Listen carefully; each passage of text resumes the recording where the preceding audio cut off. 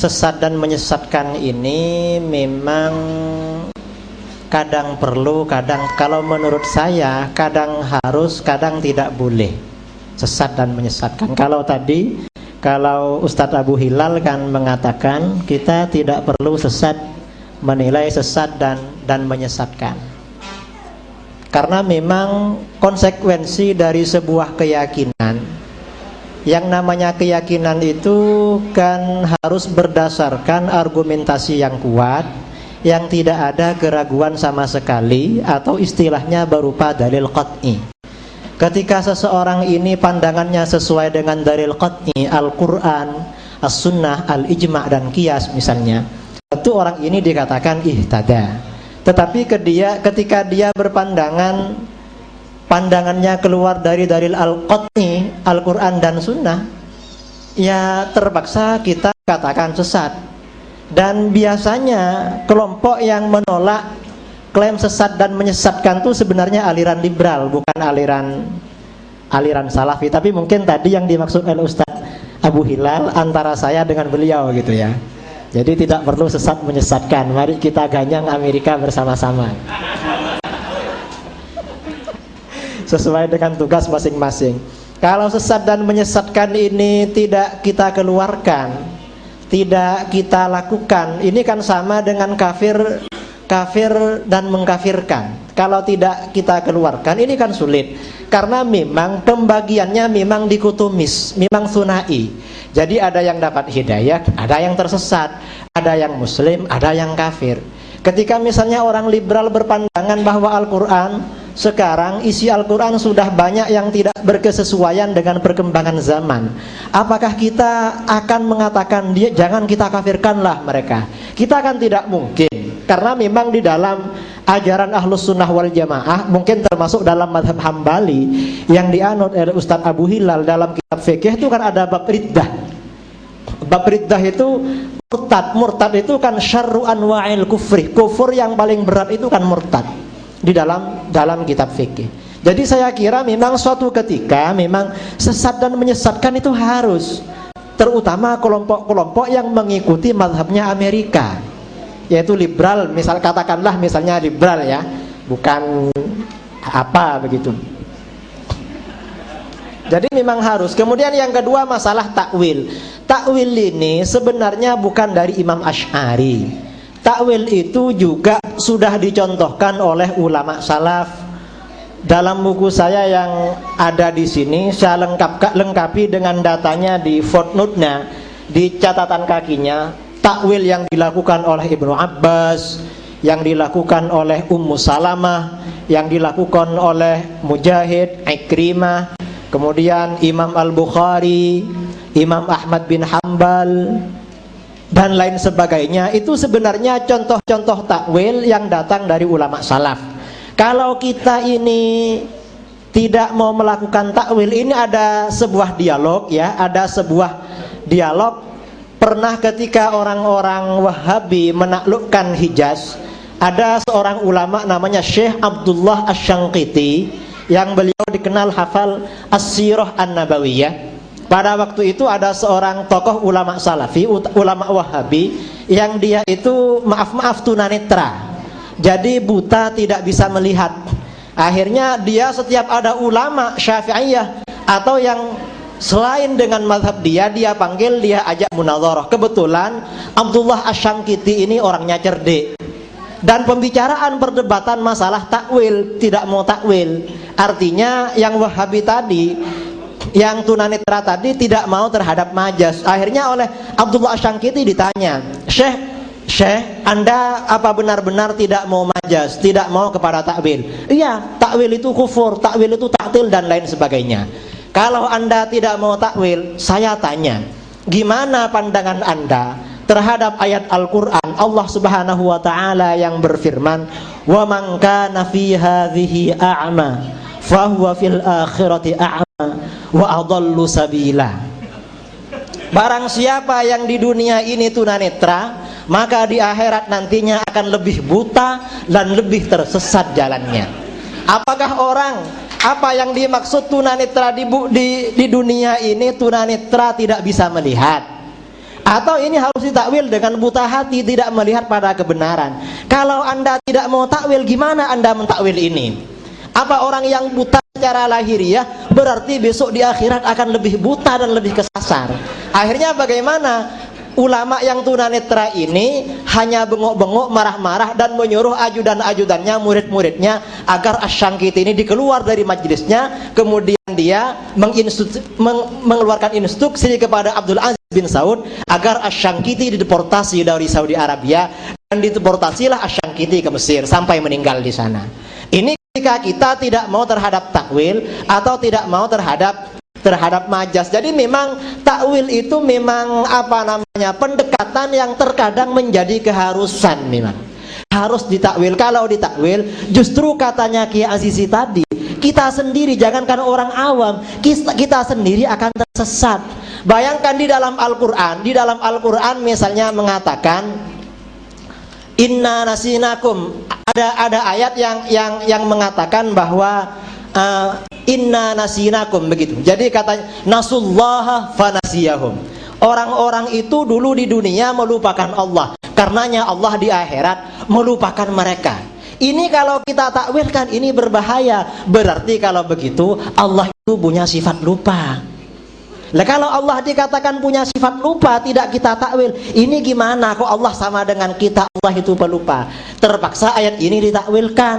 Mengapa? Karena kalau ayat ini tidak ditakwil akan bertentangan dengan ayat yang muhkamat yang berbunyi wa ma kana rabbuka nasiya.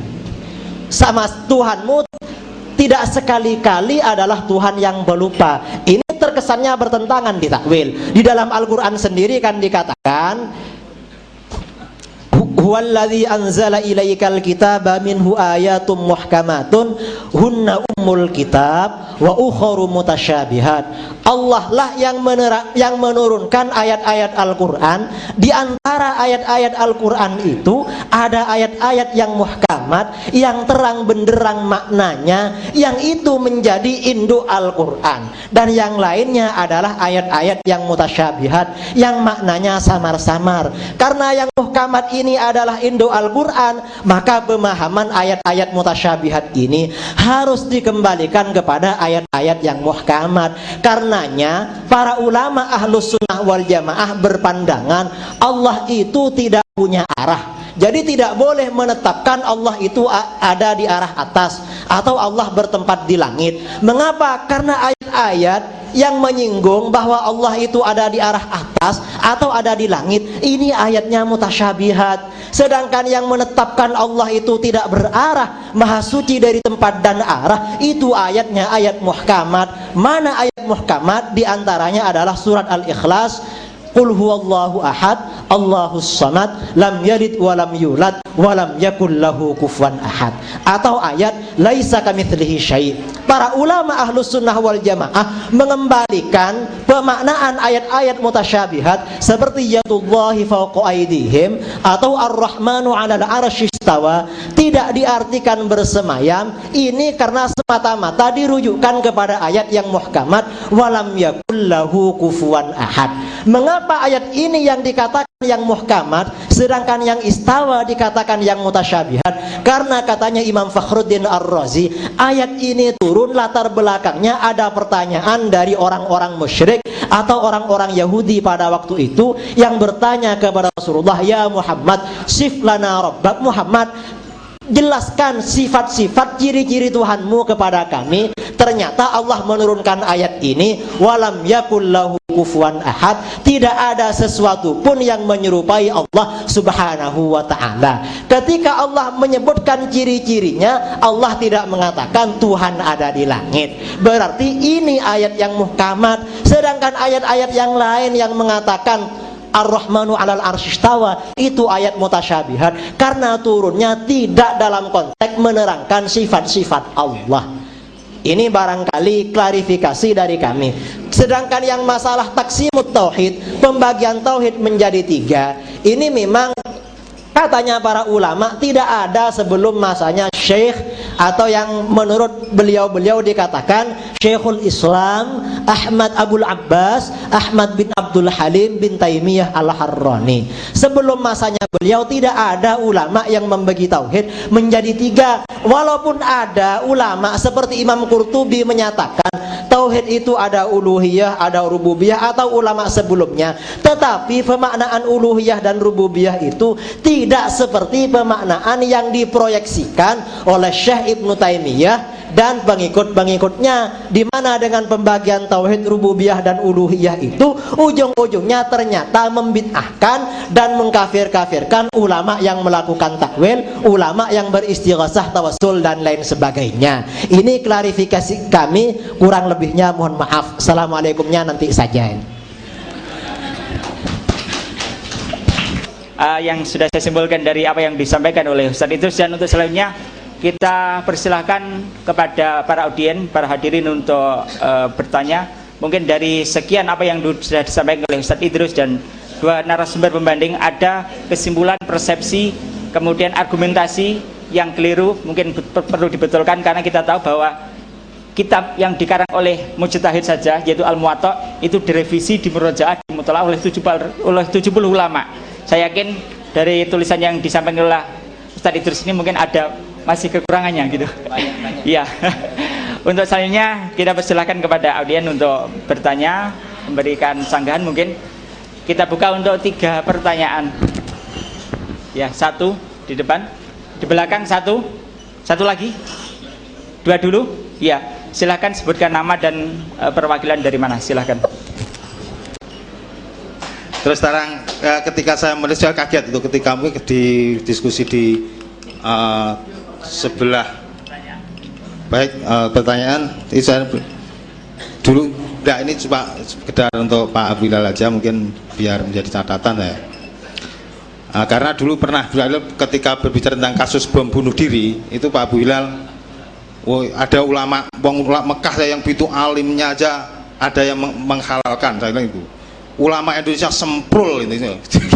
Saya itu sempat wah jangan disemprulkan Pak, karena banyak ulama Indonesia. Kalau terjadi perbedaan paling tidak jangan menyemprulkan, karena imam. Nah ternyata di sini tidak keluar kata semprul itu. Oleh karena dengan forum ini sehingga ada perubahan, saya kira Pak Abu Hilal. Semoga itu jadi lebih ada santun. Yang kedua, saya setuju tentang, saya tidak bertanya, setuju tentang siapapun saja boleh menyatakan ahli sunnah wal jamaah. Sampai kalau saya bahkan seorang ahli salon itu ahli sunnah bisa, karena ahli sunnah itu kan kalau kita ambil di kawakib ulamaah, cuma dari sisi apa, dari lugat. Ahli itu kan orang yang memiliki kepahlian. Sunnah itu bisa berarti wajah, orang yang ahlinya cuma rawat wajah aja, itu juga ahli sunnah. Tukang salon pun bisa, jangankan Pak Abu Hilal. Tukang salon cuma dari konteks apa, karena penggunaan lafadz itu harus dilihat dari. Nah, kalau kita bilang berikan surya, tidak mungkin orang akan mengambil matahari, mesti tidak. Itu suatu lafadz itu sudah penggunaannya sudah harus dilihat.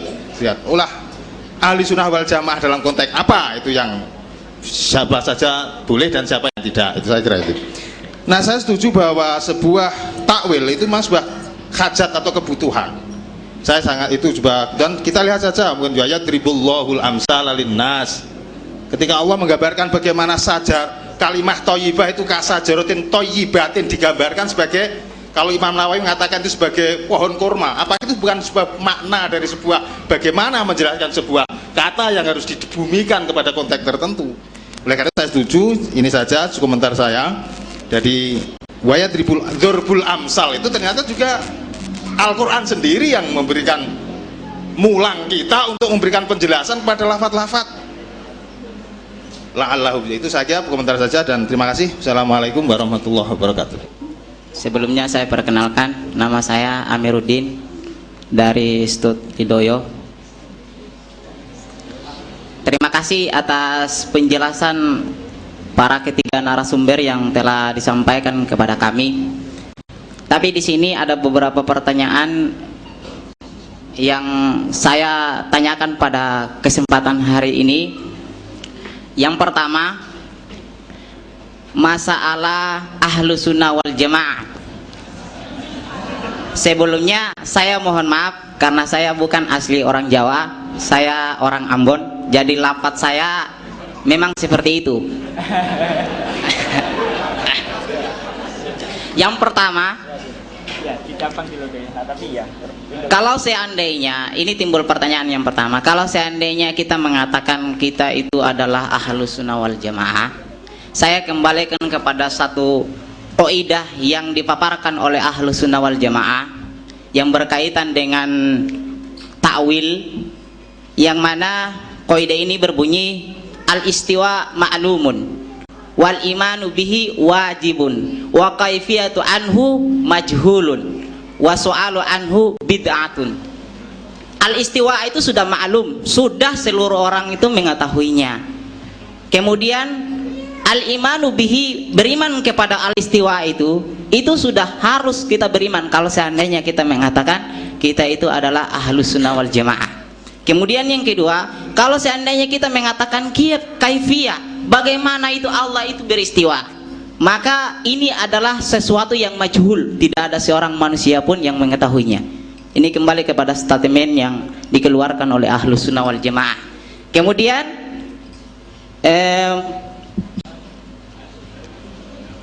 wasu'alu anhu bid'atun, dan apabila kita bertanya tentang masalah itu, maka itu adalah sesuatu yang dibid'ahkan. Itu kembali kepada statement yang dikeluarkan oleh ahlus sunnah wal jamaah. Bagaimana tanggapan hadirin semuanya, kepada narasumber semuanya yang mengatakan bahwa kita harus mentakwilkan ayat-ayat seperti yang tadi disampaikan oleh narasumber pengarang buku, mengatakan bahwa al-istiwa ma'lumun, ar-Rahman alal arsy istawa, sebagaimana Allah berfirman dalam surat Ar-Rahman, ar-Rahman alal arsy istawa. Di sini tadi untuk narasumber mengatakan bahwa perlu ditakwilkan. Bagaimana dengan statement yang kita mengatakan kita itu adalah ahlus sunnah wal jamaah, sementara ahlus sunnah wal jamaah mengatakan al-istiwa maklum, sudah maklum, tidak perlu dengan takwilan. Bagaimana pendapat saudara Ustadz yang sebagai pengarang buku tentang madhab al-Asy'ari tentang masalah ini. Kemudian yang kedua, untuk ayat yang tadi dikatakan bahwa man kana fi hadhil a'ma fahuwa fil akhirati a'ma wa dhallu sabila. Ini ayat ini ya termaktub di dalam surat Al-Isra. Di sana ayat ini tidak berdiri, kita tidak bisa menyampaikan ayat ini berdiri sendiri, karena ayat sebelumnya mengatakan yauma nad'u kullu nafsin, astagfirullah, lupa lagi. Jadi ayat ini dengan ayat yang sebelumnya dengan ayat yang setelahnya ini dia mempunyai asbab musababnya, sehingga di sana dikatakan bahwa yang dimaksudkan dengan wadhallu sabila, karena di dunia itu dia adalah orang yang buta, itu buta dalam memahami kebenaran, bukan buta dalam mentakwilkan sesuatu yang telah ditetapkan oleh Allah Subhanahu wa taala. Mungkin ini dulu dari saya, kurang dan lebihnya kami mohon maaf. Assalamualaikum warahmatullahi wabarakatuh. Waalaikumsalam warahmatullahi wabarakatuh. Tolong ya, kalau saya bicara itu diperhatikan supaya tidak salah tafsir. Saya tidak melarang takwil, tidak. Kami katakan dari awal perbedaannya adalah ahlu sunnah manhajnya ala Ahmad bin Hambal itu tidak berani mentakwilkan cara berlebihan ayat-ayat yang berkaitan dengan sifat-sifat Allah, cuma itu aja. Adapun ayat yang lain dalam Al-Quran kalau perlu penafsiran, ya perlu ditafsirkan. Makanya ada tafsir At-Tabari, tafsir Ibnu Katsir, Al-Qurtubi, tidak ada orang yang mencela. Jadi jangan berlebihan. Saya tidak melarang takwil, tidak. Kalau ini di dunia buta, di akhirat buta, loh itu memang ini bukan ayat berkaitan dengan sifat-sifat Allah, gitu permasalahannya yang pertama. Jadi ya biar tidak bikin agak bingung gitu ya. Jadi tolong ditangkap ucapan kami supaya ada kesan seolah saya itu melarang takwil, melarang tafsir. Enggak. Bahkan saya juga sedang menulis buku yang itu agak ada seni tafsirnya. Saya kasih judul yaitu Mabahithul Aqidah fi Surat Yasin. Tema-tema akidah dalam surat Yasin yang masih dalam proses penulisan. Itu kami ambil, kami kumpulkan dari beberapa kitab tafsir dan juga kitab-kitab akidah yang kita kembali kepada rujukan para ulama salafun saleh. itu tafsir diperlukan. Cuma dalam ayat sifat-sifat Allah ini yang perlu ada suatu perbedaan yang cukup kuat antara Imam Ahmad dengan kelompok yang lain. Ini yang pertama. Kemudian yang kedua, memang masalah ta'wil ini masalah yang cukup gitu ya. Ucapan yang semacam itu yang disampaikan oleh Akhuna Amir tadi itu pernah ditanyakan kepada Syekhul Islam Ibnu Taimiyah. Bapak bisa baca dalam Majmu' Fatawa di juz yang ketiga dalam Tauhid Rububiyah. Di juz yang ketiga itu dijelaskan Ibnu Taimiyah ditanya tentang al-istiwa, maka Ibnu Taimiyah dengan mengutip waqila li Abi Abdullah Malik, dikatakan kepada Abu Abdullah Imam Malik mengatakan, ya Abu Abdurrahman ar-Rahman alal arsy kaifal istiwa. Ya Abu Abdullah, Allah itu beristiwa atas arsy, kaifa istiwanya? Maka Imam Malik mengatakan al-istiwa'u ma'lum wal kaifu majhul wal imanu bihi wajib was-su'alu anhu bid'ah akhriju hadzal rajul fa innahu mubtadi. Itu kata Imam Malik rahimahullah. Ketika ada orang bertanya, ya Imam, bagaimana toh istiwanya Allah itu kayak apa? Dia mengatakan istiwa itu maklum. Tentang bagaimananya tidak ada seorang pun yang tahu. Kenapa? Karena perkara yang gaib. Wal imanu bi wajib, iman kepada istiwanya Allah merupakan perkara yang wajib. Wasu'alu anu bid'ah, bertanya bid'ah. Akhirnya Imam Malik mengambil tongkatnya, dipukul kepalanya tawak gitu, dikeluarkan akhriju hadzal rajul fa innahu mubtadi. Keluarkan, ini ahli bid'ah, sudah enggak boleh masuk majelisnya Imam Malik. Karena apa? Cuma bid'ah qaul. Semacam ini ulama salah. Maka saya cantumkan di tulisan yang terakhir ini tentang istiwanya Allah Subhanahu wa taala. Saya cantumkan ada lebih dari mungkin 50 ayat, ada 40 hadis yang kami kumpulkan, dan juga ada pendapat para ulama. Saya bacakan yang menetapkan istiwanya Allah tentang fauqiyatullah, ketinggian Allah, dan di atasnya Allah, di atas semua makhluknya. Pertama adalah Imam Abu Hanifah, Imam Abu Mu'ti Hakam bin Abdullah Al-Balkhi, Imam Qadi Tajuddin Abdul Khaliq bin Ulwan, Imam Sufyan Ats-Tsauri. Kami cantumkan ini cuma sekitar 41. 40-nya saya mengenang guru saya Imam Syafi'i, saya masukkan nomor 40. Kemudian Imam Ahmad, imam saya masukkan nomor 41. Walaupun masih ratusan kalau kita kumpulkan. Itu bisa dilihat dalam Tabaqat Kubra Ibnu Sa'ad, juga bisa dilihat dalam kitab yang cukup jelas masalah Imamnya Imam Az-Zahabi telah mengarang kitab namanya Al-Ulu Al-Aliyil Kabir. Dijelaskan oleh Imam Az-Zahabi tentang al-ulu, sifatul istiwa. Istiwa maknanya adalah al-ulu, ketinggian Allah di atas semua makhluknya. Ini ayatnya kita cantumkan. Berapa dalil ya? Ada banyak ayat, ada 40 hadis sahih yang kami cantumkan di sini. Ya nanti baca aja lah begitu ya. Di makalah ini kalau saya sampaikan itu. Jadi masalah itu adalah masalah yang betul dijaga oleh para ulama terdahulu. Makanya ketika Imam Malik ditanya al-istiwa kaifa ya Imam, al-istiwa maklum wal kaif majhul, sudah enggak usah kamu tanya masalah itu. Karena apa? Karena ini adalah wewenang Allah. Saya mau tanya, bolehkah kita mentakwilkan sesuatu zat yang maha gaib, yang kita serba mutlak nggak tahu sama sekali tentang Allah Subhanahu wa taala? Kalau saya katakan pabrik Jepang telah mengeluarkan mobil Lexus 2010, kemudian saya tanyakan kepada Anda, menurut Anda bagaimana mobil Lexus 2010 Jepang, bagaimana? Anda mengatakan mobil Lexus Jepang itu warnanya biru, rodanya 9, setirnya 2 atau setirnya 1 di tengah misalkan, betul apa salah? Kalau ada orang yang berani menafsirkan Lexusnya Jepang tahun 2010 yang hanya perkara duniawi itu, jelas akan bohongnya dia, salahnya dia, lebih-lebih mentakwilkan sifat-sifat Allah. Kok sok tahu Anda gitu tentang Allah SWT? Makanya para ulama menjaga. Jadi saya Utsaimin, saya mohon maaf itu guru saya belajar daripada beliau sekitar 2 tahun lamanya, saya mulazamah sama beliau. Saya Utsaimin orang yang sangat alim. Beliau adalah hafal Kutubut Tis'ah, hafal 2 kepala. Saya bukan bohong saya. Dia hafal kitab Fathul Bari itu hafal 2 kepala. Kitab apa itu? Qamus Lisanul Arab itu hafal 2 kepala itu. Subhanallah, tafsir Ibnu Katsir, tafsir Tabari hafal 2 kepala. Itu bukan omong kosong. Orang yang sangat alim, kalau dia melarang mentakwilkan, bukan berarti seperti tadi Pak Kiai Haji. Jadi kalau kita nggak boleh mentakwilkan begini, tahu Allah, tahu sifat, nggak boleh tahu ada arah, kita kan nggak tahu.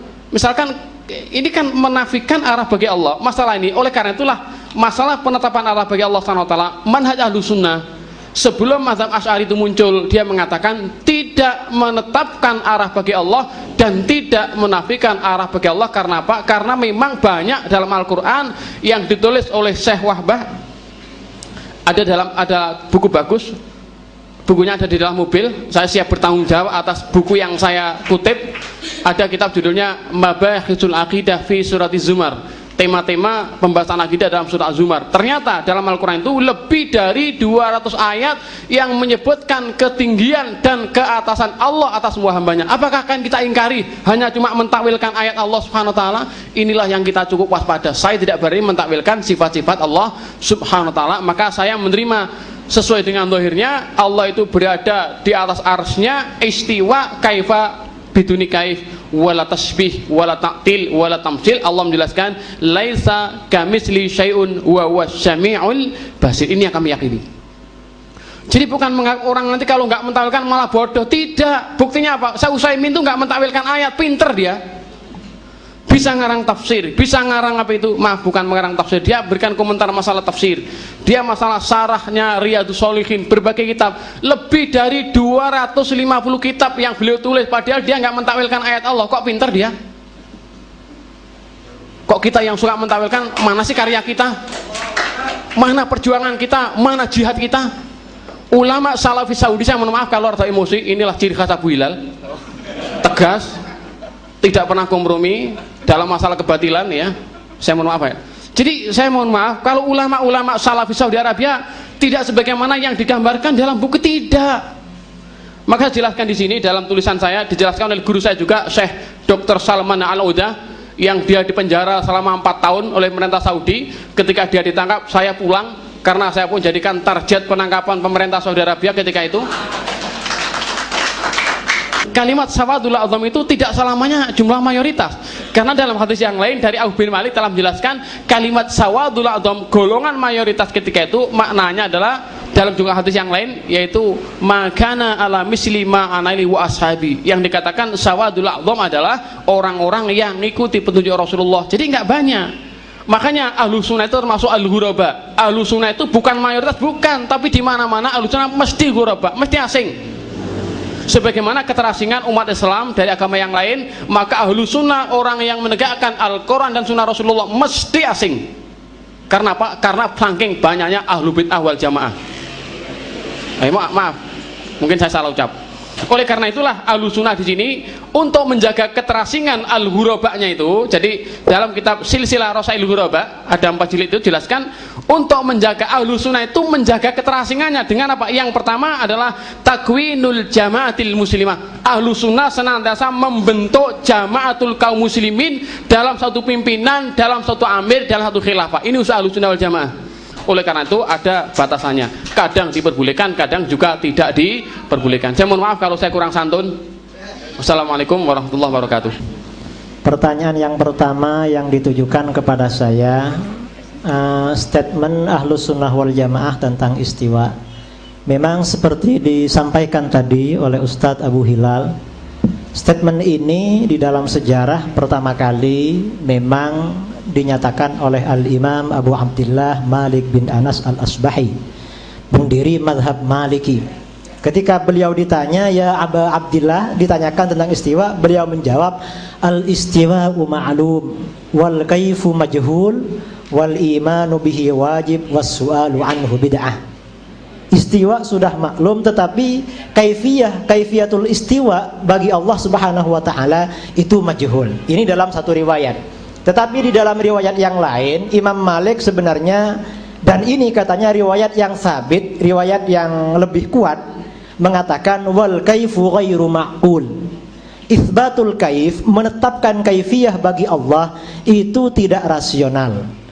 Sedangkan beriman bahwa istawa ada di dalam Al-Quran adalah wajib, dan bertanya tentang masalah ini adalah bid'ah. Karena pada waktu itu memang pertanyaan semacam ini bisa menyesatkan seseorang terhadap ajaran bid'ah, dan dia yang pertama kali bertanya orang itu.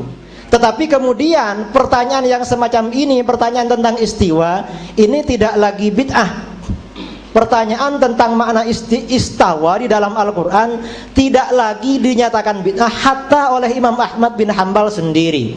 Dalam tafsir Ibnu Katsir, ketika Imam Ahmad ditanyakan tentang makna istiwa, beliau mengatakan istawa kama akhbar. la kama yakhturu fi qalbil bashar. Allah itu beristiwa sesuai dengan yang disampaikan oleh Allah di dalam Al-Quran, tidak seperti yang terlintas di dalam hati manusia siapapun. Ini jawaban Imam Ahmad yang sangat tegas seperti diriwayatkan oleh Al-Imam Ibnu Katsir di dalam Tafsirul Qur'anil Azim. Jadi pada fase-fase berikutnya memang istawa ternyata dijawab oleh Imam Ahmad bin Hambal, yang oleh pendahulunya dikatakan bertanya masalah ini adalah soal bid'ah itu. Karena pada masanya Imam Ahmad bin Hambal masalah semacam ini konteksnya sudah berbeda, membutuhkan jawaban-jawaban yang tepat agar masyarakat tidak tersesat, tidak terjebak dalam faham-faham yang melenceng dari manhaj salaful ummah as-sahabah wa tabi'un wa jumhurul muslimin. Ini masalah istawa. Kemudian masalah takwil ya. Saya mohon maaf kalau saya tadi memang salah kutip tentang masalah takwil, tetapi kalau takwil ayatus sifat ini dinafikan sama sekali dari ulama salaf. Ini ada kesangsian, sangat iskal. Mengapa? Karena ada sekian banyak riwayat dari ulama salaf yang mentakwil terhadap ayat-ayat sifat. Memang yang kami contohkan tadi masalah takwil itu bukan ayat sifat. Wa man kana fi hadhihi a'ma fa huwa fil akhirati a'ma, itu bukan ayat sifat, tetapi berkaitan dengan ayat sifat itu sudah ada dalam tafsir At-Tabari juz 3 halaman 7. Imam sahabat Abdullah bin Abbas, Ibnu Abbas ketika ditanya menafsirkan ayat kursi, wasi'a kursiyyuhus samawati wal arda, menafsirkan kursi ini, Ibnu Abbas tidak menafsirkan kursi dalam bentuk jasadi, kursi dalam bentuk jasadiyah, tetapi diartikan huwa ilmuhu. Yang dimaksud kursi di dalam ayat ini adalah ilmunya Allah. Ini tafsir dari Ibnu Abbas yang didoakan oleh Rasulullah SAW. Allahumma allimhumul kitab, Allahumma alimhul kitab wa faqihut takwil, begitu yang memang harus kita ikuti di dalam menafsirkan ayat-ayat sifat di dalam Al-Quran. Karena bagaimanapun Ibnu Abbas ini sebenarnya imamnya Ahlus Sunnah wal Jamaah di dalam mentakwil ayat-ayat sifat. Salah satunya menafsirkan ayat tadi, ayat kursi, dengan ilmunya Allah Subhanahu wa ta'ala. Ini yang pertama. Dan masih banyak lagi. Ibnu Abbas misalnya menafsirkan ayat sifat, wajaa amru rabbik wajaa rabbuka wal malaku soffan soffa, dan datanglah Tuhanmu dan para malaikat baris berbaris. Oleh Ibnu Abbas ini tidak diartikan Tuhan datang seperti halnya manusia yang datang dari satu tempat ke tempat yang lain, tetapi oleh Ibnu Abbas ditafsirkan amruhu wa qada'uhu, yang datang adalah perintah dan keputusan Allah Subhanahu wa ta'ala. Mengapa Ibnu Abbas menafsirkan seperti ini? Karena Tuhan itu bukan berbentuk jisim yang berpindah dari satu tempat ke tempat. Jadi artinya bagaimana penafsiran Ibnu Abbas yang semacam ini secara tidak langsung ini indikasi bahwa Ibnu Abbas itu menafikan tempat bagi Allah Subhanahu wa ta'ala. Memang kita mengakui di dalam Al-Quran ada puluhan ayat yang menerangkan istawa, Ar-Rahmanu 'alal 'arsy istawa, tetapi kita juga mengakui pula di dalam Al-Quran ada ayat-ayat lain yang mengindikasikan bahwa Allah itu sebenarnya tidak di langit tetapi di bumi. Misalnya ketika Nabiullah Ibrahim alaihissalam, Nabiullah Ibrahim ketika akan pergi ke Palestina, Nabi Ibrahim mengatakan, wa qala inni dzahibun ila rabbi sayahdin. Ibrahim berkata, aku akan pergi mendatangi Tuhanku, Tuhanku akan memberiku petunjuk. Padahal pada waktu itu kenyataannya Nabi Ibrahim tidak pergi ke langit, melainkan pergi ke Palestina. Oh, kalau begitu ayat ini menunjukkan Tuhan ada di Palestina. Karenanya Palestina menjadi rebutan sekarang antara Israel, umat Islam, dan Amerika. Seakan-akan begitu, karena ayat Al-Quran ini saling bertentangan antara yang mengatakan Allah ada di langit dan yang mengatakan Allah ada di Palestina. Bahkan yang mengatakan Allah berada di segala tempat. Di dalam ayat lain dikatakan wa huwa ma'akum aynama kuntum. Tuhan bersamamu di mana saja kamu berada. Berarti Tuhan ada di ruangan auditorium ini, kan berarti begitu. Karena ayat-ayat ini bertentangan, berarti katanya ulama ayat ini termasuk ayat mutasyabihat dan pemaknaannya harus dikembalikan kepada ayat yang muhkamat, laisa kamitslihi syai' wa lam yakul lahu kufuwan ahad, yang menyimpulkan bahwa Allah itu tidak bertempat dan tidak berarah. Karena kalau Allah itu dikatakan bertempat, maka ketika kita didesak oleh pertanyaan, misalnya tempat itu makhluk atau bukan, langit itu makhluk, arsy itu makhluk apa bukan. Kalau kita mengatakan arsy bukan makhluk, kita kufur. Berarti ada sesuatu selain Allah, bukan makhluknya Allah. Jelas kita kufur. Kalau kita misalnya mengatakan langit dan arsy itu makhluk, sekarang ada pertanyaan lagi, keberadaan Allah itu wajib bertempat apa tidak? Kalau keberadaan Allah itu wajib bertempat, berarti Allah juga makhluk, karena tempatnya juga makhluk. Kalau mengatakan Allah itu tidak boleh bertempat, berarti sekarang kita boleh bertanya, sebelum adanya langit dan arsy, Allah ada di mana? Katanya arsy dan langit makhluk. Oh, sebelum adanya arsy dan langit Allah tidak bertempat. Kalau memang sebelum adanya langit dan arsy Allah tidak bertempat, begitu pula sekarang Allah juga tidak perlu bertempat. Ini sebenarnya pemahaman yang diikuti oleh mazhab Asy'ari, yang ini juga embrionya datang dari mazhab salafus soleh, dari sahabat, tabi'in dan lain sebagainya. Adapun ayat-ayat yang mengatakan bahwa yang menerangkan fauqiyatullah itu katanya para ulama seperti kitab Fathul Bari yang dikarang oleh Al-Hafidz Ibnu Hajar Al-Asqalani, yang katanya dihafal oleh guru beliau Syekh Muhammad bin Shalih Al-Utsaimin.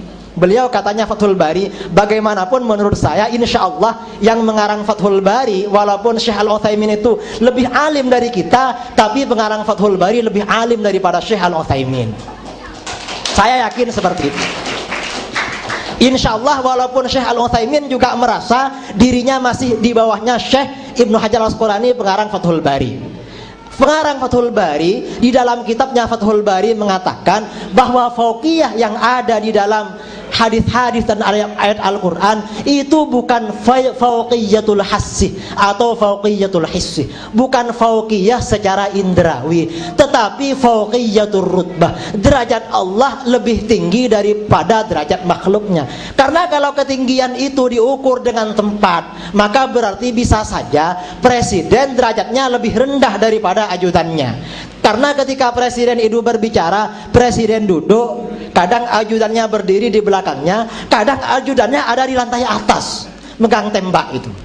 Kalau ketinggian Allah itu diukur dengan tempat, ini kan sangat berbahaya dalam memahami teks-teks yang terdapat di dalam Al-Quran dan Sunnah. Ini sebenarnya upaya para ulama untuk menjernihkan pemikiran kita terhadap konsep ayatus sifat yang ada di dalam Al-Quran dan Sunnah, agar kita tidak terjebak ke dalam tanakut, mengkontradiksikan antara ayat yang satu dengan ayat yang lain.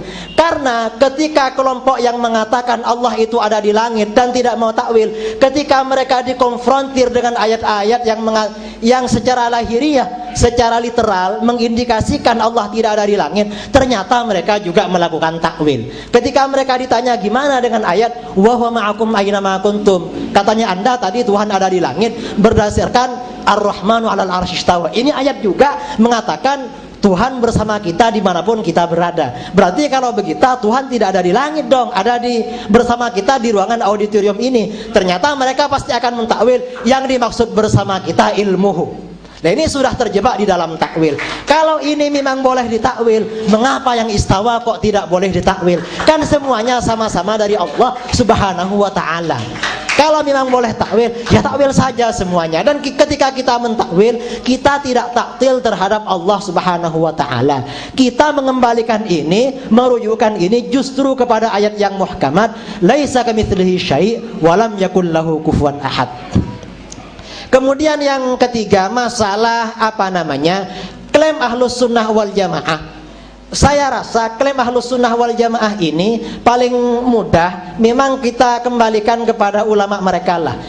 Ahlus Sunnah wal Jamaah, katanya Syekh Ibnu Taimiyah, kata al Jamaah ini sebenarnya diartikan dengan diddul furqah, kebalikan dari perpecahan. Al Jamaah itu berarti ciri khasnya harus menjaga kebersamaan, dengan artian antara kelompok yang satu dengan yang lainnya tidak saling mengkafirkan, tidak saling mensesatkan. Ini ciri khasnya Ahlus Sunnah wal Jamaah. Nah, kalau ini yang benar-benar terjadi di kalangan Asy'ari dan Maturidi, sesama pengikut Asy'ari dan Maturidi memang alhamdulillah tidak saling mengkafirkan, tidak saling mensesatkan, apalagi sampai-sampai menilai dia keluar dari manhaj salafi. Kalau kelompok di luar Asy'ari Maturidi, saya rasa saya tidak perlu menjelaskan, mungkin ya bisa dicari informasinya dari kelompok mereka sendirilah, insyaallah nanti kita bisa dapat informasi dari mereka sendiri. Apakah mereka saling membid'ahkan, saling mengkafirkan, saling mengeluarkan dari manhaj salaf, nanti mereka akan berbicara sendiri.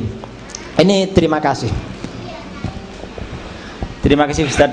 Demikianlah tadi beberapa yang sudah disampaikan oleh Ustaz Muhammad Idrus Romli tentang kebolehan ayat-ayat sifat Allah ditakwil, begitu Ustaz ya. Dan untuk selanjutnya kita persilahkan kepada Kiai Azizi untuk memberikan tanggapan dari yang sudah disampaikan oleh dua penanya ataupun dari dua narasumber yang lain. Terima kasih.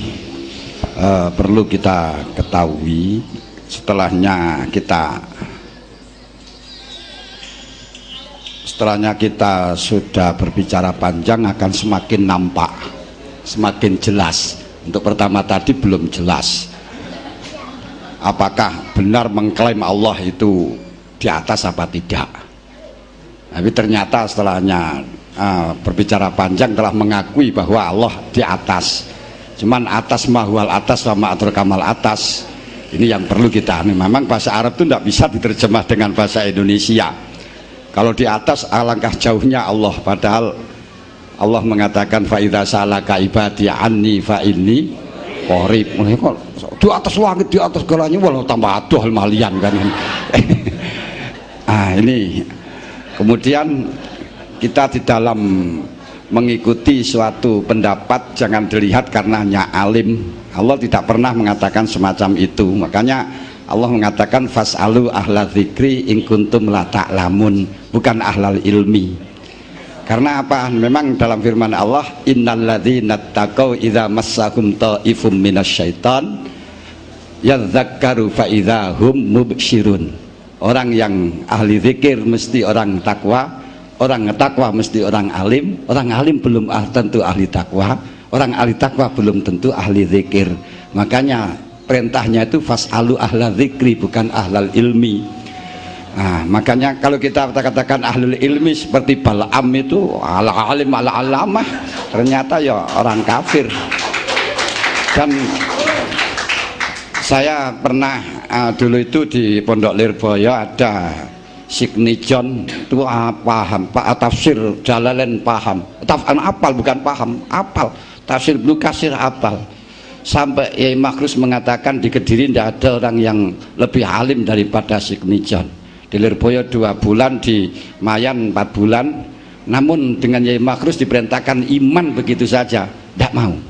Dia orientalis, memang sengaja untuk mempelajari ajaran Islam. Kemudian setelahnya ditanya kenapa tidak mau, karena tidak dapat hidayah Yai. Makanya yang paling yang paling pokok itu adalah bukan ilmunya tapi hudannya. Oleh karenanya saya ingat sabda Rasul yang dikutip oleh Imam Ghazali dalam kitab Ihya, inna aktsara anil jannah al balhu, akeh-akeh sing mlebu swarga malah sing bodoh. Kenapa? Gak macem-macem pikirannya, gak punya takwilan. Ini yang kita ketahui. Kemudian saya tahu juga kita dalam hadis Bukhari ketika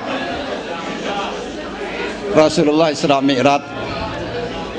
Di situ ketemu dengan Nabi Ibrahim. Setelahnya Nabi Ibrahim mengetahui orang-orang berzina didoakan, wata'ahu fahalaka. Kemudian mengetahui orang-orang mencuri didoakan, fahalaka. Kemudian ada orang-orang lain lagi yang melakukan maksiat, oleh Ibrahim akan didoakan. Allah mengatakan ta'hu, biarkan saja Ibrahim, fa innahu la yakhlu an salasati akhwalin. Karena mereka itu masih mungkin 3 macam. Satu, mungkin dia iman, dia tobat, fatubtu, maka saya terima tobatnya. Mungkin dia tidak tobat tapi akan mempunyai anak yang iman. Nah, itu pun juga akan manfaat kepada Islam, kepada agama. Kemudian yang ketiga, mungkin dia tidak tobat dan tidak punya keturunan iman, maka dia juga akan di neraka. Memang saya juga membuat neraka untuknya.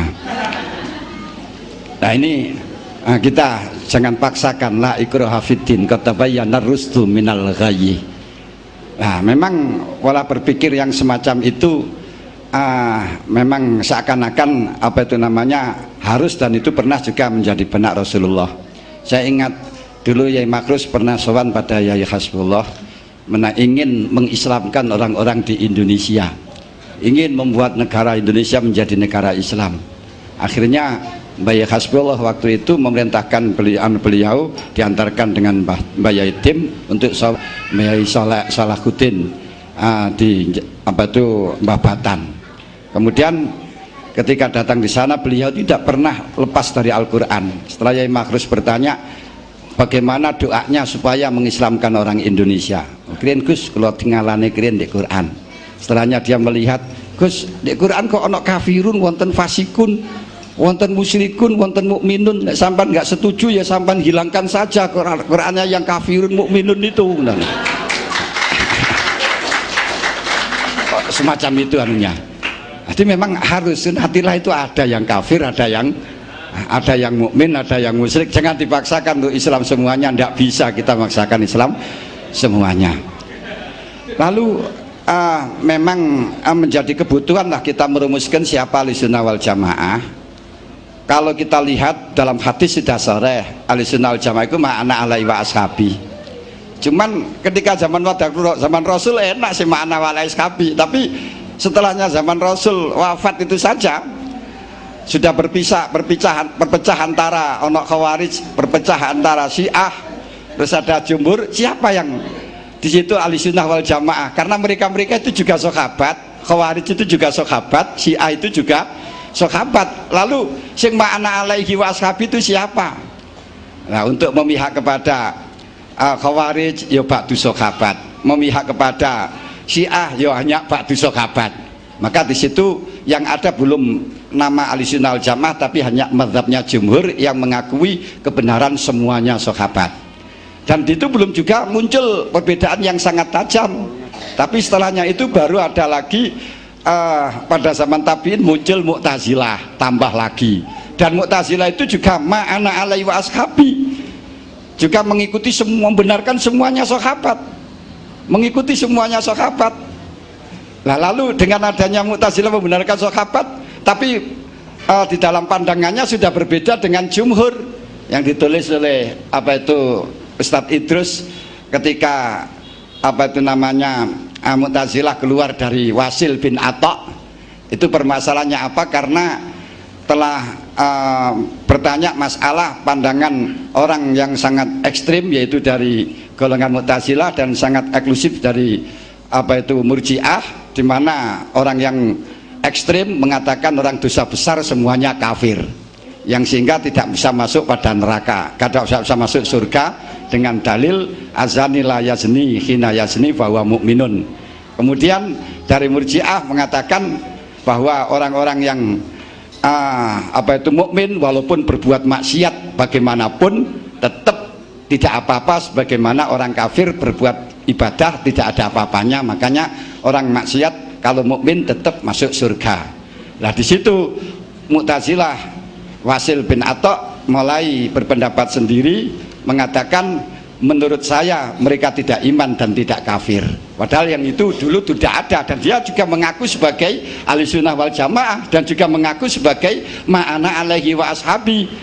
Dia muncul ada manzilun bainal manzilaten dan seterusnya sampai seterusnya, sehingga pada waktu itu saja sudah sulit siapa sih sing ahli sunnah wal jamaah. Baru waktu itu namanya dari Mu'tazilah mengatakan ahlul adli wa ahlut tauhid, dan ahlul adli ahli tauhid itu memang dalam Quran juga ada, dalam kitab juga ada, akan tetapi itu untuk nama kelompok tidak ada nama kelompok ahli idza utlika ahlul ahli ahlul tauhid wa ahlul adli wal murad bihim al Mu'tazilah. Dan kemudian waktu munculnya Asy'ari dan munculnya Maturidi, dan disitulah mulai mengklaim mereka itu golongan Ahlussunnah wal Jamaah, dan orang-orang lain juga dari Madzhabul Arba'ah dan Hanabilah juga sebagian. Tidak semuanya Hanabilah, hanya aksarul fudolaul Hanabilah yang mengikuti kepada Asy'ari dan juga mengikuti kepada Maturidi. Nah di situ muncul nama baru yang sudah diklaim, sudah dibuat nama istilah Ahlussunnah wal Jamaah dengan nama kelompok. Maka kalau kita berbicara urusan Ahlussunnah wal Jamaah, kita berbicara soal istilah yang sudah dipakai oleh kelompok. Apakah berbicara ma'ana alaihi wa ashabi? Kalau berbicara soal kelompok itu sudah diklaim dengan Asy'ariyah wal Maturidiyah, dan kitab-kitab manapun telah mengatakan idza utlika Ahlussunnah wal Jamaah wal murad bi Asy'ariyah wal Maturidiyah. Sebagaimana Arema, kalau Arema itu bisa ditafsir arek Madiun, arek Magelang, arek Malang, tapi setelahnya diklaim Arema itu anak Malang, maka tidak bisa arek Madiun membuat istilah Arema, walaupun toh juga bisa namanya Arema. Nah, tinggal kita buat yang mana gitulah namanya. Ini untuk masalah nama dari Ahlussunnah wal Jamaah ini berdasarkan sejarah. Nah, sedangkan sejarah inilah banyak yang dipolitisir.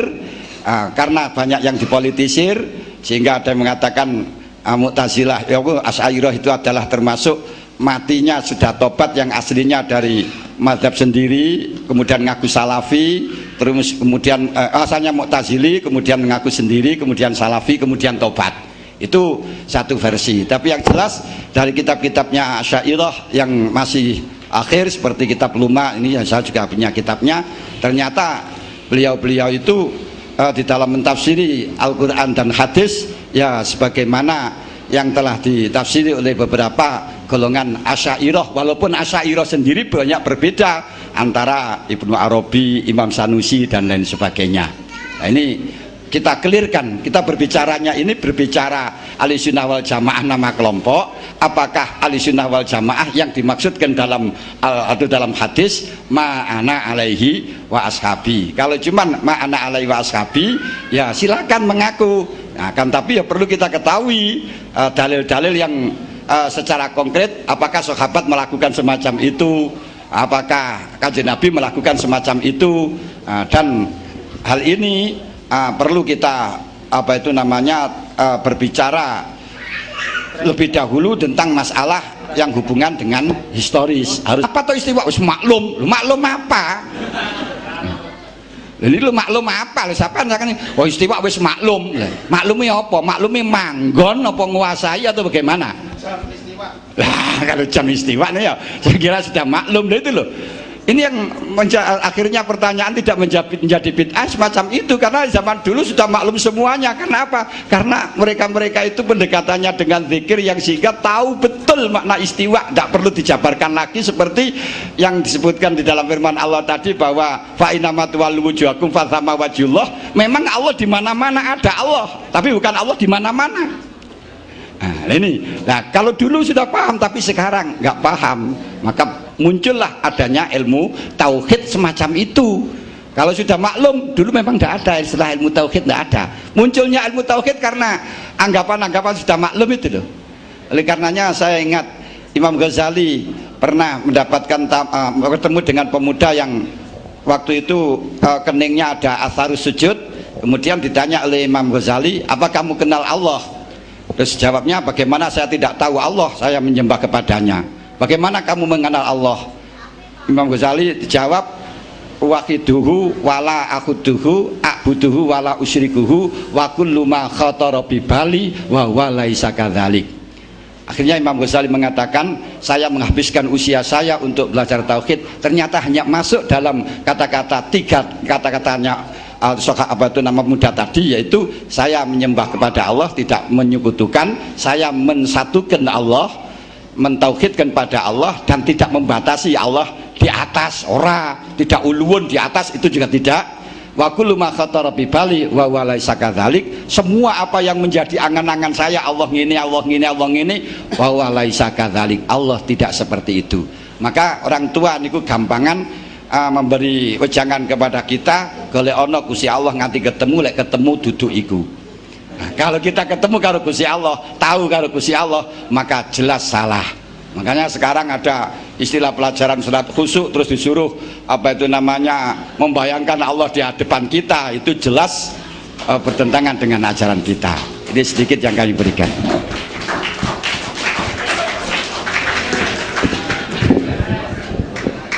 Terima kasih, kami sampaikan beberapa uraian yang sudah disampaikan oleh Kiai Sisi, tidak perlu saya simpulkan.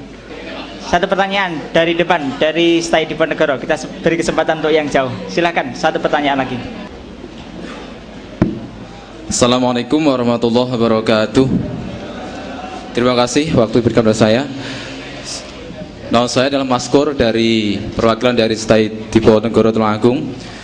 Dan langsung saja, yang pertama kami kritisi dari moderator yang mana bahwa sebetulnya tadi harus dibagi, jadi waktunya tidak berlantur-lantur, sehingga semestinya waktu banyak diberikan kepada para audien, untuk istilahnya para peserta, untuk memberikan dialog. Dan sampai saat ini hanya masih diberi kesempatan 2 waktu untuk yang bertanya ya, sehingga tidak ada sistem dialog, yang ada istilahnya hanya sedikit dialognya. Itu yang dapat kami kritisi, maaf. Kemudian yang selanjutnya pertanyaan kami adalah, sebetulnya kami menyimpulkan bahwa antara beliau-beliau ya, Al-Ustadz Al-Hilal, kemudian Yai Azizi, dan juga Al-Ustadz Idrus tadi dalam menyimpulkan tentang istiwa itu, kami menyimpulkan sama, hanya versinya yang berbeda keterangannya, namun juga sama dalam menerangkan keterangannya. Mungkin saya mengambil hikmah dari sama.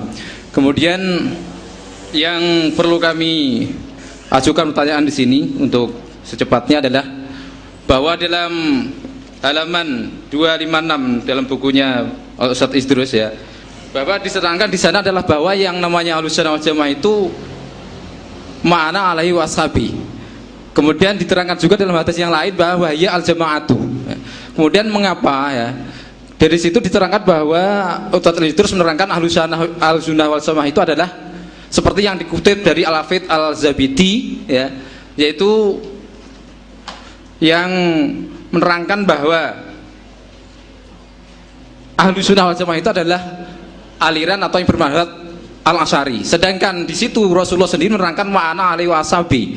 Sehingga sedangkan Al-Asy'ari sendiri itu membenarkan perkataan Imam Hambal, yang beliau adalah setelah dikeluarkan dari penjara, Imam Hambal itu ya, itu beliau membenarkan, Imam Asy'ari itu membenarkan perkataan Imam Hambal bahwa Al-Quran, salah satunya komentar atau keyakinan dari Imam Hambal bahwa Al-Quran itu adalah qadim, bukan hadis. Dengan demikian Al-Asy'ari juga mengikuti dari apa yang jadi pendirian keyakinan Imam Hambal. Lalu mengapa di sini Al-Idrus atau Al-Ustadz Idrus itu menerangkan bahwa itu mengklaim bahwa Ahlussunnah wal Jamaah itu yang pertama adalah yang memiliki adalah madhab Al-Asy'ari. Ini mohon kalian berjelaskan. Yang mestinya itu lebih dahulu adalah yang meyakini adanya keyakinan Ahlussunnah wal Jamaah, yaitu seperti Imam Hambali tadi, yaitu mengatakan bahwa Al-Quran adalah qadim, bukan al-hadis, sehingga beliau berani mengorbankan jiwanya untuk dipenjara.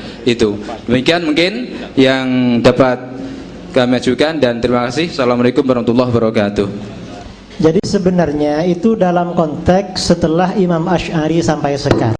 Jadi maksudnya Asy'ari dan Maturidi beserta pengikut-pengikutnya itu termasuk Ahlussunnah wal Jamaah. Ini bukan berarti menafikan kalau begitu sebelum adanya Asy'ariyah dan Maturidiyah Ahlussunnah wal Jamaah tidak ada. Bukan berarti seperti itu. Saya jelaskan lebih rinci. Ahlussunnah wal Jamaah sebagai sebuah nama, seperti yang disampaikan oleh Ustadz Abu Hilal sendiri, itu sebenarnya sudah ada sejak generasi terakhir masa sahabat. Karena di antara para sahabat sudah ada yang mulai menyebutkan nama-nama Ahlussunnah wal Jamaah. Misalnya seperti Ibnu Abbas, Abdullah bin Abbas ketika menafsirkan dalam Al-Quran yang diriwayatkan oleh At-Tabari, Ibnu Katsir dan lain-lain, yauma tabyaddu wujuhu wa taswaddu wujuh, beliau menafsirkan yauma tabyaddu wujuhu ahli sunnati wal jamaah wa taswaddu wujuhu ahli bid'ati wad dhalalah. Di dalam kitab-kitab tafsir sudah ada nama Ahlus Sunnah wal Jamaah. Kalau Ahlus Sunnah wal Jamaah ini sebagai sebuah nama, namanya memang lahir pada masa-masa generasi terakhir sahabat. Tetapi Ahlus Sunnah wal Jamaah itu sebagai sebuah ajaran, ajarannya memang ajaran Islam itu sendiri yang diajarkan oleh Rasulullah beserta para sahabat-sahabatnya. Jadi jangan disalahpahami masalah istilah seperti ini. Sama dengan Nahdlatul Ulama, NU itu adanya sejak kapan? Kalau NU adanya sejak didirikan oleh Ki Hasyim Asy'ari beserta kiai-kiai yang lain. Tetapi kalau yang ditanyakan berkaitan dengan ajaran NU, misalnya seperti tahlilan, atau misalnya seperti abda ubis, baca tiba dan lain sebagainya, jauh sebelum NU itu dilahirkan ajaran-ajarannya sudah ada. Justru lahirnya Nahdlatul Ulama untuk mempertahankan, membentengi ajaran-ajaran salaf yang sudah ada sebelumnya. Sama dengan lahirnya mazhab Asy'ari dan Al-Maturidi, ini sebenarnya dalam konteks untuk mempertahankan dan membela ajaran-ajaran yang diajarkan oleh Rasulullah, para sahabat, ulama salaf yang soleh, termasuk pula oleh Imam Ahmad bin Hanbal. Meskipun antara kami Asy'ariyah dan Maturidiyah terjadi penafsiran, terjadi perbedaan dalam menafsirkan ideologi Ahmad bin Hanbal sendiri. Jadi walaupun tadi misalnya Ustadz Abu Hilal mengatakan, loh kalau begitu kamu Imam Asy'ari mengikuti kami karena dia mengklaim mengikuti Ahmad bin Hanbal. Itu sebenarnya tidak demikian sebenarnya. Karena pemikiran Imam Ahmad bin Hanbal yang ditafsirkan oleh Asy'ariyah itu berbeda dengan pemikiran Ahmad bin Hanbal yang ditafsirkan oleh kelompok Salafi. Jadi saya terima kasih.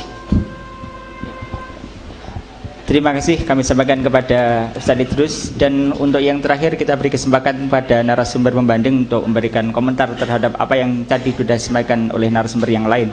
Untuk yang pertama kita kasih kesempatan kepada Ustadz Abu Hilal, 10 menit Ustadz. 5 ya, ya udah 5 menit aja Pak. Jadi masalah ini adalah gini Pak ya, kami jelaskan kembali. Memang terjadi perbedaan dan saling klaim Pak. Jadi sah-sah saja saya katakan. Kelompok Asy'ariyah mengaku dia paling Ahlus Sunnah boleh, Salafi mengklaim boleh, karena kita lihat sama-sama punya dasar. Cuma perbedaan sedikit saja, yaitu dalam apa itu, di dalam menafsirkan ayat sifat ya, ada yang berlebihan dan tidak. Sebenarnya Ahlus Sunnah wal Jamaah itu berkaitan dengan suatu keyakinan. Kalau dia definisikan, itu bisa dilihat dalam kitab Aqidatus Salafiyah lil Firqatin Najiyah, juga bisa dilihat dalam kitab Al-Aqidatus Salafiyah baina Ahmad bin Hanbal wa Ahmad ibn Taimiyah, juga dalam kitab Bukhus fil Aqidah Ahli Sunnah wal Jamaah. Itu banyak menjelaskan Ahlu Sunnah adalah mereka yang berpegang teguh dengan sunnah Rasulullah dan berkumpul di atasnya, dan mereka adalah para sahabat, tabi'in dan tabi-tabi'in, serta orang-orang yang mengikuti keyakinan mereka dari generasi kapan saja.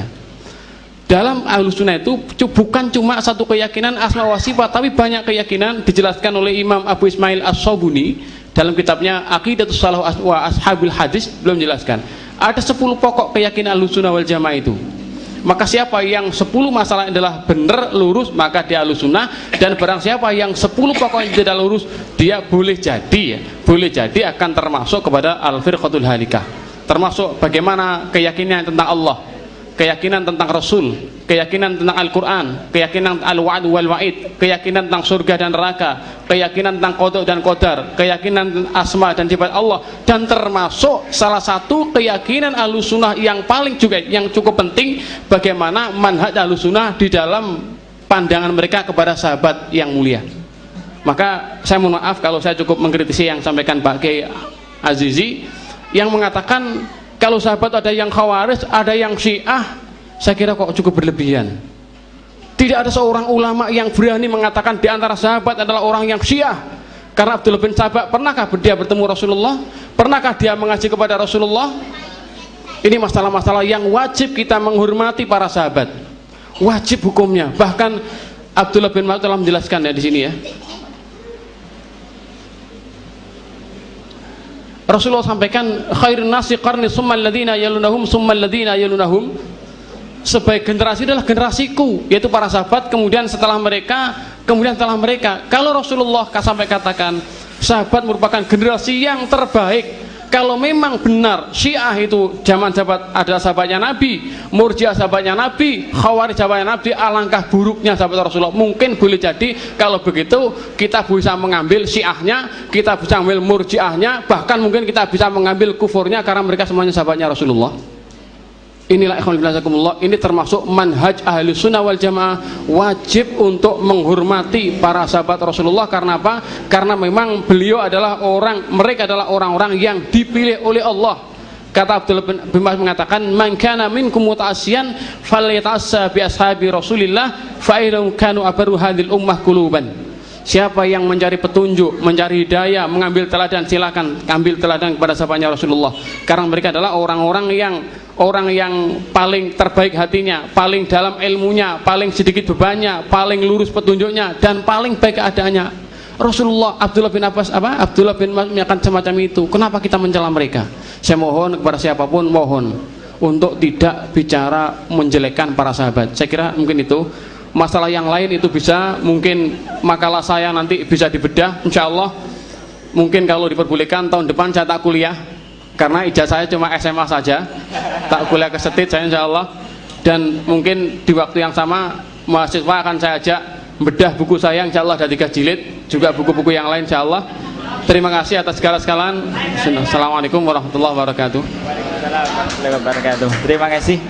Untuk yang terakhir kita beri kesempatan kepada Kiai Zizi untuk menyampaikan beberapa hal yang sudah disampaikan oleh Ustaz Abu Hilal.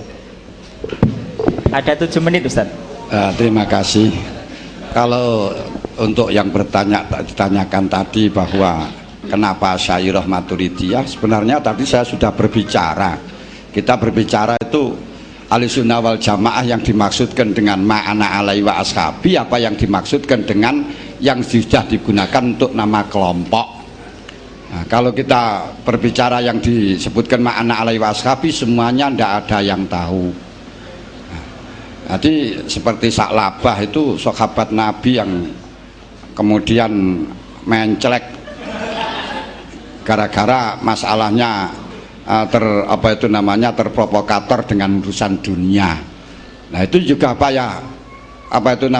termasuk khairul qurun. Iya benar kalau ashab, tapi ba'du sahabat. Kita tahu asalnya pertengkaran antara adanya Khawarij, adanya Syiah. Ini permasalahannya karena dipicu antaranya Sayyidina Ali karramallahu wajhah dengan Muawiyah. Itu semuanya sahabat. Saya katakan semuanya sahabat. Udulun, ada kesalahan, akan tetapi walaupun salah kita katakan itu baik karena dilihat dari ibadahnya yang sangat besar, dekatnya kepada Allah yang sangat besar. Yang saya katakan tadi, semuanya itu mengaku mengikuti sahabat Rasul. Pendukung Muawiyah juga mengatakan sahabat Rasul itu juga. Pendukung Ali juga sahabat Rasul. Pendukung Khawarij itu juga sahabat Rasul, mengikuti mengatakan ma'ana alaihi washabi, gitu maksudnya.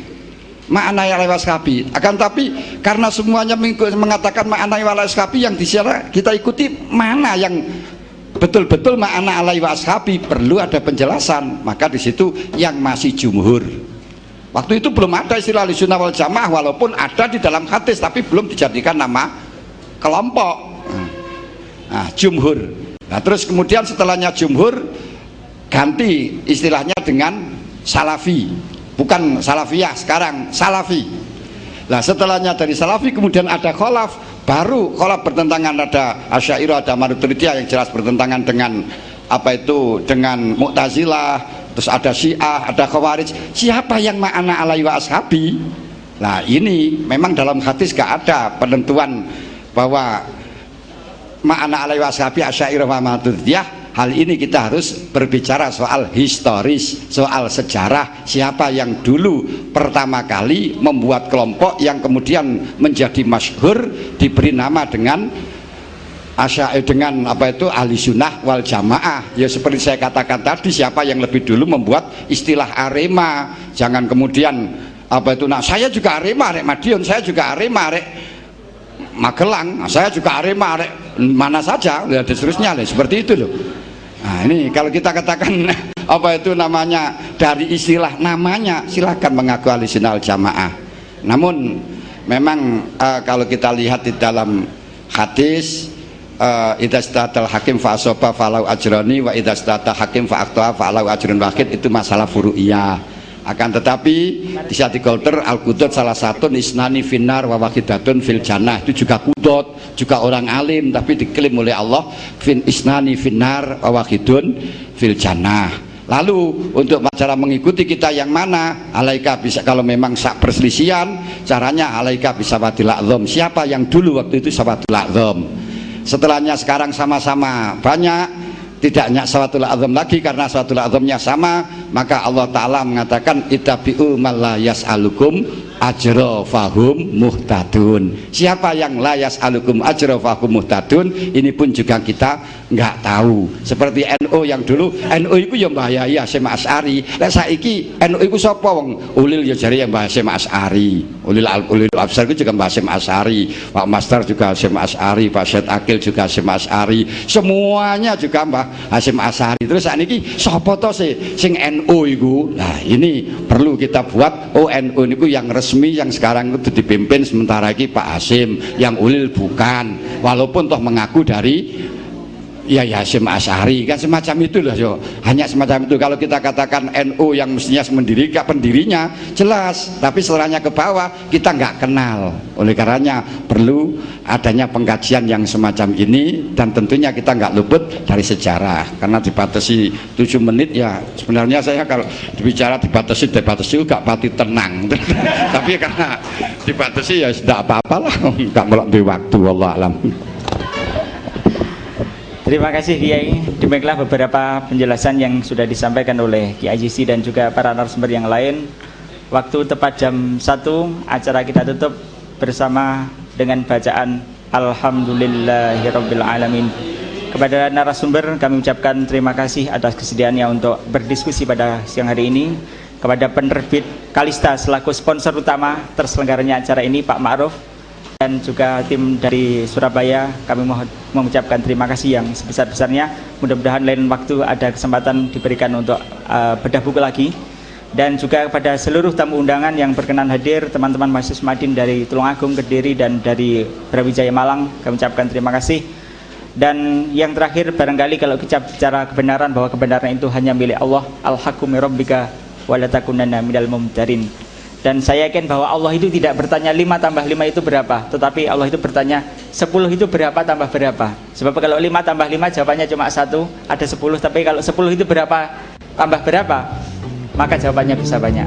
Terima kasih, tidak perlu saya simpulkan, silahkan nanti hadirin yang menyimpulkan. Terima kasih. Wallahul muwaffiq ila aqwamit thoriq. Wassalamualaikum warahmatullahi wabarakatuh. Cuma sarana, bukanlah permainan saja. Cinta tak cuma sarana, bukanlah permainan saja. Adalah akhlak istana, cinta sepanjalan raja.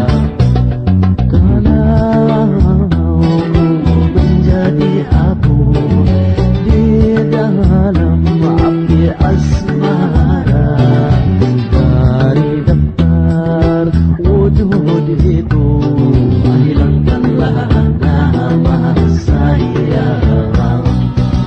Cinta tak cuma saya.